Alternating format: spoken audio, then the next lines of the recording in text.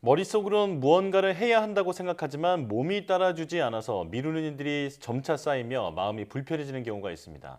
심리학에서는 미루는 행동을 꾸물거린다는 용어로 표현하는데요. 네, 오늘은 할 일을 미루는 이유와 마음이 불편해질 때 어떻게 대처해야 하는지 이혜진 상담심리학자와 자세한 이야기 나눠보겠습니다. 안녕하세요. 안녕하세요. 네, 어서 오십시오. 자, 오늘 주제에 공감하시는 분들이 많을 것 같습니다. 이제 누구나 새해 목표로 이제 어떤 목표를 세울 텐데 그걸 또 미루게 되지 않을까 걱정부터 들 것 같은데요. 자, 일단 우리는 왜 할 일을 미루게 되는 걸까요? 네, 맞습니다. 무언가를 미룰 때 미루는 나를 보면서 고민이 더 많아지는 경험을 많은 분들이 해보셨을 텐데요. 네. 이렇게 합리화하기도 하죠. 내일의 일은 내일에 내가 할 거야. 네. 그런데 또 어느새 그 내일에 내가 또 성큼 와 있고 그럴 땐 내일의 나에게 미루기도 하는 또 민망해지는 때가 종종 있습니다. 네. 매일의 할 일뿐만이 아니에요. 살면서 미뤄뒀던 일 한두 개쯤은 모두 갖고 있으실 겁니다. 그렇다면 오늘의 이야기를 통해서 내가 왜 미루고 있었는지 미루는 습관을 해결할 수 있는 답을 한번 찾아보시면 좋을 듯 합니다. 네, 이렇게 계속 미루면 사실 기분이 좋진 않잖아요. 많은 분들이 공감하시겠죠? 네, 맞습니다. 그래서 미루는 나를 마주하는 일이 생각보다 유쾌하지 않기 때문에 또 이런 미루는 일이 반복될 땐 내가 이런 생각을 하죠. 의지박약인가? 내가 게으른 사람인가? 역시 내가 게으르구나. 이렇게 나를 부정적으로 바라보는 자기 개념을 만드는데 영향을 미칠 수 있어요. 네. 내가 나를 부정적으로 볼 때 우리의 마음은 괜찮지 않죠. 우울해지기도 하고 또 화가 나기도 하고요. 네. 그래서 실제로 미뤄둔 일 때문에 받는 스트레스를 해결하고자 하는 사람들을 위한 영상, 이를테면 주말인데 미뤘던 방 청소나 해볼까? 이런 제목의 플레이리스트가 100만 뷰를 넘기기도 하고요. 네. 또 할 일을 미루는 당신이 꼭 봐야 할 영상도 100만 뷰를 훌쩍 넘깁니다. 게으름을 해결하고 무기력한 나를 일으켜 세우고자 하는 동기부여 영상 늘 인기가 있는데요. 그런데 누구에게나 미뤄둔 일은 있습니다. 당장 모든 걸 다 할 수 없을 만큼 우리는 그날 해야 할 일이 참 많으니까요. 예컨대 치과 진료나 뭐 베란다 네. 정리, 뭐 방 청소부터 여행을 미루기도 하고요. 또 연락하고 싶었던 사람과의 관계까지 우리는 현실적으로 모든 걸 챙길 수는 없기에 미뤄둔 일은 언제나 존재한다는 걸 우리가 기억했으면 좋겠어요. 네. 그래서 미뤄둔 일이 있다는 건 너무나도 정상이고 그것을 다 한다는 것은 극단적인 번아웃을 초래한다는 의미이니까요. 예, 누구나 뭐 미루게 되는 것은 자연스러운 일이다라고 말씀해 주시니까 좀 위안이 됩니다. 자, 그런데 이렇게 자꾸 미루다 보면 일이 밀리는 것도 그렇지만 이제 마음이 괴로워지는 게 더 괴로운 것 같거든요. 네. 저만 그런 건 아니겠죠? 그렇습니다. 우리는 미루면서 이런 마음이 들어요. 지금 해야 한다는 걸 아는데 하기 싫다. 그러면서 네. 마음이 고통스러워지는 네네. 거예요. 심리학에서는 이렇게 해야 할 일을 믿는데 하기 싫은 마음으로 일을 미루는 행동에 대해서 연구가 많이 되어 있어요. 네. 학술 용어로는 이렇게 할 일을 미루는 행동을 지연 행동이라고 하는데요. 심리학에서는 또 꾸물거림이라는 귀여운 용어를 사용합니다. 네. 최근 연세대학교 상담심리연구실에서는 이렇게 진단을 했어요. 많은 사람들이 자신의 꾸물거림을 시간관리의 실패로 진단하고 효과적인 시간관리 전략, 이를테면 모바일 시간관리 앱이나 다이어리 등을 자신에게 처방함에도 불구하고 꾸물거림을 해결하지는 못했다는 거예요. 네. 그래서 꾸물거림의 원인이 다른 데 있다는 점을 지적한 바 있습니다. 네, 그럼 그 원인이 어디에 있을까요? 네, 연구자들이 이 꾸물거림을 게으른 성격 탓으로 진단하고 게으른 성격을 질타하는 한국 사회에 대해서 비판적인 시각을 일단 제안하고요. 꾸물거림이 타고난 기질이나 성격이 아니라 일종의 그 감정적인 교착 상태로 인한 행동적 결과라는 사실을 강조하고 있어요. 그러니까 꾸물거리는 성격이 아니라 꾸물거리는 상황이 있다는 건데요. 이건 고정된 성격이 아니라 마음의 상태라는 설명입니다. 그래서 하긴 할 건데 지금 하기는 싫다와 같은 마음 상태인 거죠.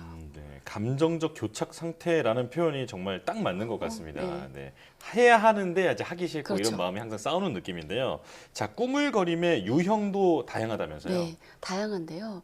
일단 꾸물거림에 대해서 이제 심리학자들이 많은 연구와 설명을 제공하고 오늘은 간단하게 내가 왜 확인할 건데 지금 하기 싫은지 한 3가지 정도에 대해서 해결할 수 있는 점에 대해 소개를 드리고 싶어요. 네. 꾸물거림 행동이 나에게 왜 생겨났는지를 명확하게 안다면 꾸물거림에 기저에 있는 감정의 교착 상태, 즉 하고 싶기도 한데 하기 싫기도 한 이 양가 감정을 해결할 수 있기 때문인데요. 다음에 3가지 유형을 보시면서 나랑 비슷한 점이 있는지 한번 생각해 보시면 좋겠습니다. 네. 연세대학교 상담심리연구실 저자들이 쓴 나는 왜 꾸물거릴까라는 책에서 제시한 내용 중에 3가지만 오늘 소개를 해드리려고 해요. 우선 꾸물거림의 발달이 되는 3가지 개인 특성. 첫 번째는 비현실적 낙관주의입니다. 때가 되면 어떻게든 서둘러서 일을 마칠 수 있을 것 같은 묘한 자신감이 있으신 분은 이 유형에 해당되고요. 완벽주의 유형은 뛰어나게 잘하고 싶다. 그리고 실패하면 어떡하지? 라는 생각이 늘 공존합니다. 3번째 유형은 자극추구 유형이에요. 희망차게 일을 시작하는데 흥미를 잃으면 금방 포기해버립니다. 이렇게 3가지 개인 특성을 소개해 드릴게요. 평소에 나의 패턴과 비슷한 유형이 있으시면 한 개만 있을 수도 있고 또 3가지 모두를 경험하신 분도 있을 수 있어요. 한번 생각을 해보시면 좋겠습니다. 아, 네, 이 예. 중에서 자기에게 해당하는 유형 찾으신 분들도 있으실 것 같은데요. 유형별로 대처법이 다를까요? 네, 오늘 나와 비슷한 유형을 찾으셨다면 한번 이렇게 시도를 해보세요. 그러니까 엄청난 시도는 아니더라도 네. 변화를 위한 첫걸음으로서 간단한 팁이라고 보시면 바로 활용을 해보실 수 있을 것 같습니다. 네. 우선 비현실적 낙관주의 유형이라면 이런 생각을 주로 해요. 내일부터 시작해도 될 것 같은데?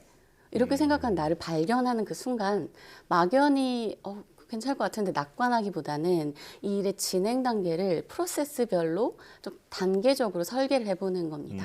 즉 체계적인 계획을 세우는 거예요. 뭐 알람을 여러 개 세워놓는 것도 해당이 되거든요.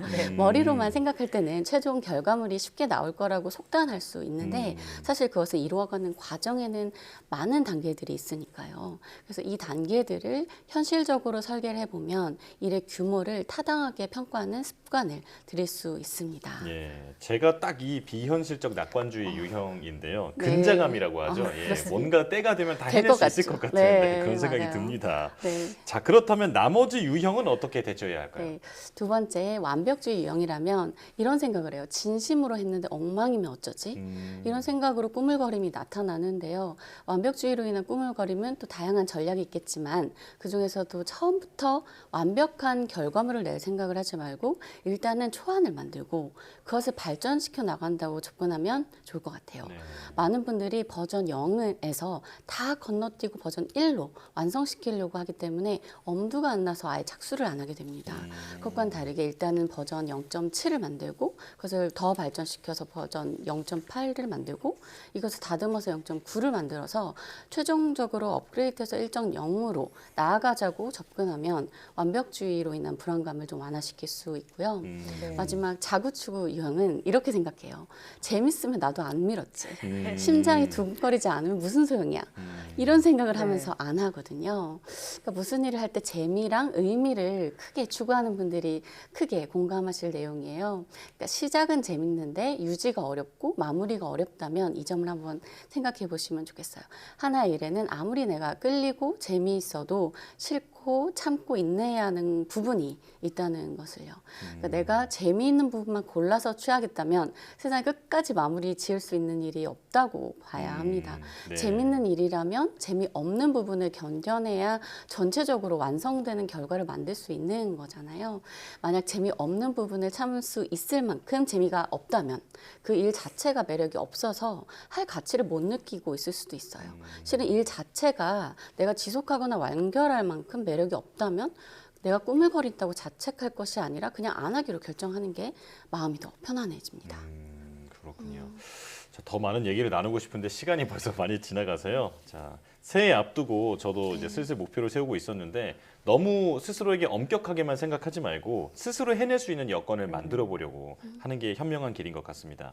자, 이혜진 상담심리학자였습니다. 고맙습니다. 감사합니다.